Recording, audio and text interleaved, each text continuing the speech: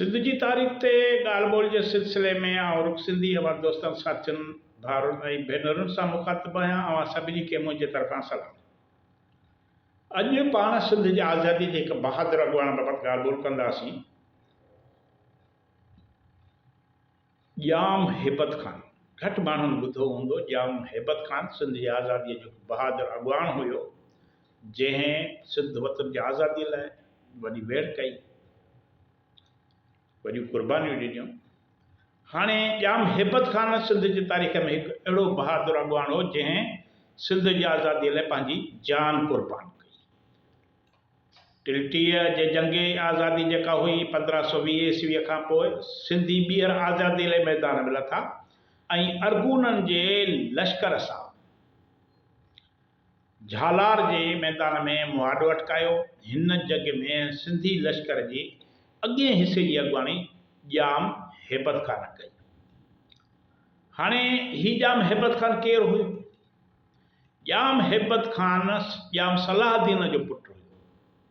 सुल्तान मुज़फ़र गुजरातीअ जो नाठी हुयो ऐं ॼाम संजर जो पड़पोटो हो। सिंध जे समन ऐं गुजरात जे मुज़फ़रिया हाकमनि में सनावती रिश्ता हुया। समा चंद्रवंशी राजपूत हुया, जॾहिं त मुज़फ़रिया सूरजवंशी राजपूत हुया, जेके पोइ इस्लाम क़बूल करे मुसलमान थिया। पहिरियों समा हाकुम ॼाम जूनो हो, जंहिं मुज़फ़रिया बादशाहनि सां वेझड़ा लाॻापा क़ाइमु कया। ॼाम जूने जी धीअ जी जेका शादी गुजरात जे बादशाह मोहम्मद शाह सां थी, जंहिं मां महमूद बेगड़ो पैदा थियो। महमूद बेगड़ो काफ़ी माण्हुनि जो ॿुधल हूंदो। महमूद बेगड़ो पंहिंजी वालदा जे यादि में नंगर पारकर में हिकु मस्जिद बि ठाराई, जा अॼु बि मौजूदु आहे। अहिड़ी संगावतीअ सबबि गुजरात ऐं सिंध जे हाकमनि विच में वेझा लाॻापिया पैदा थिया। हाणे जंगे झालार जो जेको मुहरिक ॼाम सलाहदीन,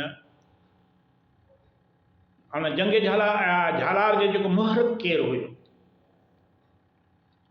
असुल ॼाम सलाहदीन जी भेण हुई, जेका जंगे झालार जी मुहरिक करार ॾिनी वञे थी, जेका गुजरात जे शाही ख़ानदान में परिणियल हुई। ॼाम हिबत ख़ान पाण गुजरात जे शाही ख़ानदान सां लॻापियल हो। हिन जी बहादुरी ऐं हुबुल वतनी सिंध जे तारीख़ में अमर आहे। जंगे झालार में जॾहिं लश्कर जे सिफ़ुनि जी तरतीब थी त खेसि मुहाड़ी दस्ते जो अॻिए दस्ते जो अॻुवाण मुक़ररु कयो।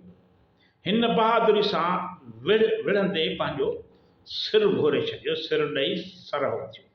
ॼाम हिबत ख़ान सिंध जे बहादुरी, हुबुल वतनी ऐं आज़ादीअ जे तहरीक जो हिकु वॾो अलामती नालो आहे। संदसि क़ुर्बानी न सिर्फ़ु सिंध जो को बि शऊर खे ज़िंदा रखियो, पर सिंधी माण्हुनि में आज़ादीअ लाइ जिदोजहद जो जज़्बो पैदा कयो। तव्हांजी वॾी वॾी महिरबानी।